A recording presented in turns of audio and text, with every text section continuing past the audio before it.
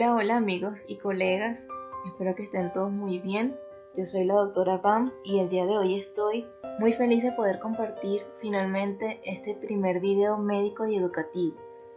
Para hoy les traigo 10 tips para realizar la anamnesis del paciente. Empecemos entonces. Primero debemos saber evidentemente qué es la anamnesis. Etiológicamente, la palabra anamnesis proviene del griego ana, que significa nuevo, sobre o hacia arriba, neme, que significa memoria, y sis, que significa acción. Y no es más que el interrogatorio que realiza el profesional de la salud al paciente, familiar, amigos o cualquier persona que acuda con este al centro de salud y que tenga la información médica que necesitamos. Durante el interrogatorio, la persona debe recordar hechos nuevos y antiguos que nos ayuden técnicamente a armar la enfermedad actual y todo lo que necesitamos saber sobre los antecedentes del paciente, antecedentes personales, familiares, entre otros.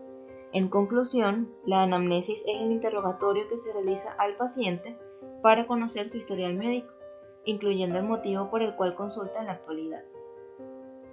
La característica más importante de la anamnesis es que debe ser sumamente minuciosa, es decir, que no podemos pasar ningún detalle por alto, ya que cualquier información puede orientarnos hacia un diagnóstico probable. Toda esta información deberá plasmarse evidentemente en la historia clínica.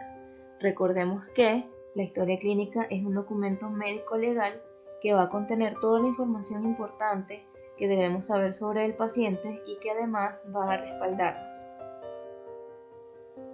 Ahora sí, comenzamos con los tips para realizar la anamnesis. Tip número 1. ¿Qué es lo primero que debemos saber sobre el paciente? Sus datos personales, es decir, nombres y apellidos, que debe ser su nombre completo. Recordemos que pueden existir muchas Marías Pérez o muchos Juan Rodríguez, y evidentemente no podemos confundir sus historias clínicas. Edad y sexo, porque sabemos que según el grupo etario y el género pueden predominar ciertas patologías. Profesión y ocupación. Es importante conocerlo ya que existen muchas enfermedades ocupacionales, es decir, ocasionadas por el trabajo del paciente. Y dirección. En este caso, la dirección o la residencia del paciente puede ayudarnos a guiarnos hacia un diagnóstico. Por ejemplo, si el paciente acude por fiebre, escalofríos y vive en el Amazonas, podríamos pensar en malaria, que es una patología común en esta zona. En líneas generales, estos son los datos principales a recaudar. Sin embargo, cada centro hospitalario y cada médico posee su propia estructura del historial clínico, por lo que también se podría agregar estado civil, religión, lugar de nacimiento, etnia o raza. Tip número 2. Motivo de consulta y enfermedad actual. Esta es la razón principal por la cual el paciente está acudiendo al médico actualmente. En esta parte debemos dejar que el paciente se exprese libremente y que relate todo lo que le acontece, guiándolo siempre al preguntarle algunos datos como cuándo inició el malestar, cuáles son los signos y síntomas que ha presentado, qué realizaba cuando empezó el malestar, si ha tomado algún medicamento y qué efecto ha tenido. Hay que plasmar toda esta información en la historia clínica lo más literal posible, tal como se expresa el paciente, pero siempre manteniendo un orden lógico. El motivo de consulta será una especie de título que nos oriente con la patología o el malestar del paciente, y la enfermedad actual serán los detalles breves de esta patología. Por acá les traigo un ejemplo. En este caso, el motivo de consulta es diarrea y emesis. La enfermedad actual se trata de paciente femenina de 24 años de edad sin patologías de base conocidas, quien refiere inicio de enfermedad actual hace 6 horas, cuando posterior ingesta de comida rápida comienza a presentar evacuaciones líquidas en 5 oportunidades, sin presencia de moco o sangre, concomitante de emesis con presencia de restos de alimentos en 4 oportunidades y dolor abdominal difuso, de leve intensidad. Refiere el uso de bismutol vía oral en una oportunidad hace 4 horas aproximadamente, sin obtener mejoría del cuadro clínico, motivo por el cual acude el día de hoy a emergencia para su valoración médica y conducta. Como pueden observar, se encuentran los detalles de forma breve de toda la enfermedad actual plasmados en la historia clínica, agregando además un adelanto de los antecedentes personales, refiriendo que la paciente no presenta patologías de base conocidas.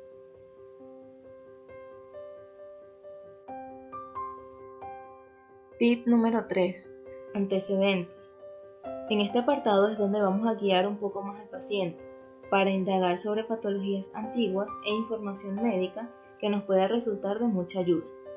Debemos interrogar sus antecedentes personales, incluyendo niñez, adolescencia, adultez y senectud. Evidentemente, esto dependerá de la edad del paciente. Por ejemplo, si es un lactante, podemos preguntar a los padres sobre su desarrollo durante el embarazo hasta su edad actual. Pero en un paciente de 80 años probablemente no recuerde ninguno de estos datos y sus familiares tal vez no tengan conocimiento.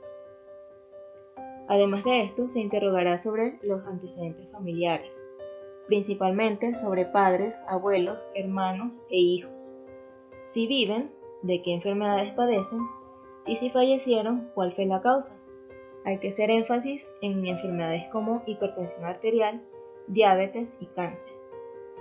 Dentro de la información propia del paciente que debemos conocer se encuentran el periodo fetal, el desarrollo, las vacunas, alergias a medicamentos o alimentos, enfermedades agudas que haya presentado, como enfermedades tipo varicela, sarampión, hospitalizaciones y cirugías que haya tenido, enfermedades crónicas, nuevamente como hipertensión arterial o diabetes, y tratamientos actuales que esté recibiendo.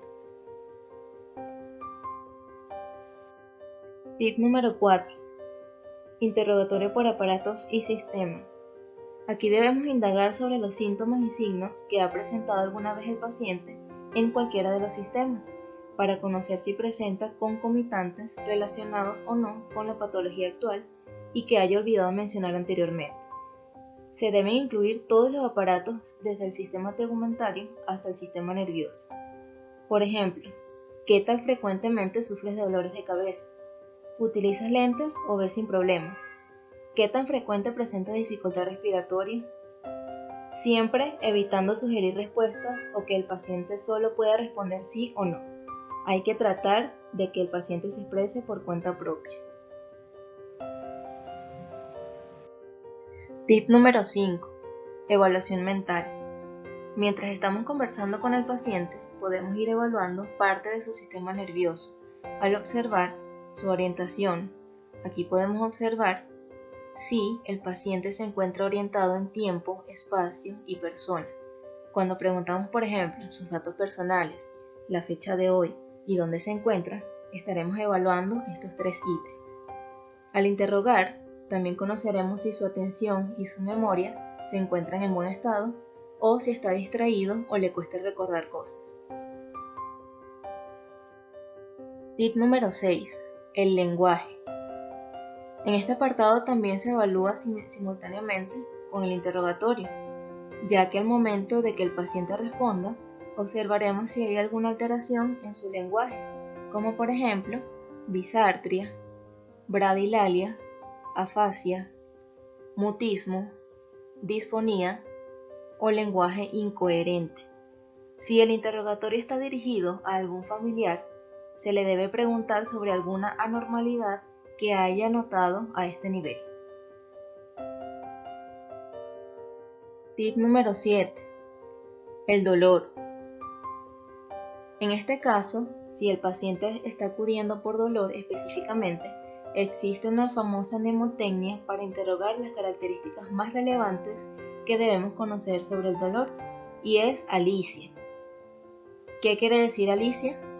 Tenemos aparición o inicio del dolor, localización del dolor, intensidad, carácter del dolor, irradiación y atenuantes o agravantes. Aparte de esto, podemos preguntar algunas cosas como concomitantes y horarios o periodos donde aparezca el dolor. Por ejemplo, ¿cuándo inició el dolor? qué estaba realizando en ese momento. Indíqueme exactamente en qué parte del cuerpo tiene dolor. En esta parte podemos pedirle al paciente que con un dedo nos señale exactamente dónde se ubica el dolor que siente. Del 1 al 10, siendo el 1 el más leve y el 10 el más grave, ¿qué tan intenso es su dolor? ¿Cómo describiría usted su dolor? Aquí le podemos preguntar y darle opciones como tipo punzante, tipo ardor, tipo opresión, entre otros. ¿Hacia qué otra zona del cuerpo siente dolor? ¿En qué momento empeora o mejora su dolor? ¿Siente usted alguna otra molestia además de este dolor?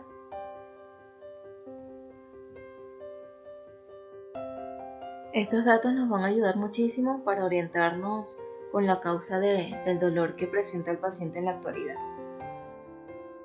Tip número 8. No sugerir respuestas al paciente y en lo posible se deben realizar preguntas abiertas. Recuerden que al preguntar, ¿tienes dolores de cabeza, cierto? La persona o el paciente automáticamente responderá que sí, probablemente creándose síntomas que no han existido. En lugar de eso, podemos preguntar, ¿con qué frecuencia sufre usted de dolores de cabeza? En esta parte, el paciente podrá decir, no sufro de dolores de cabeza, a veces sufro de dolores de cabeza o todos los días me dan dolores de cabeza. Preguntándolo de esta forma, haremos que el paciente responda de manera espontánea y con la verdad. Tip número 9. Escuchar con paciencia y curiosidad cada detalle que relata el paciente. Recordemos que el paciente quiere ser escuchado y que además es nuestra primera fuente de información a la hora de buscar un diagnóstico. Además, siempre debemos utilizar un vocabulario que sea comprensible y acorde para la otra persona. No es lo mismo preguntar si presenta astenia y disnea a preguntar si tiene cansancio y dificultad para respirar. Tratemos siempre de que el paciente nos comprenda para que sienta confianza. Y tip número 10, por último pero no menos importante, no olvides la amabilidad y empatía hacia tu paciente. Todo paciente que atendemos está buscando nuestra ayuda, está pasando por algún malestar físico o emocional y de vez en cuando encontrarás alguno que solamente quiera desahogarse, hablar contigo y que lo escuches. Con esto terminamos entonces el tema de anamnesis. Recuerden que pueden dejar en los comentarios algún tema que quieran en los videos. Cuídense, hasta la próxima.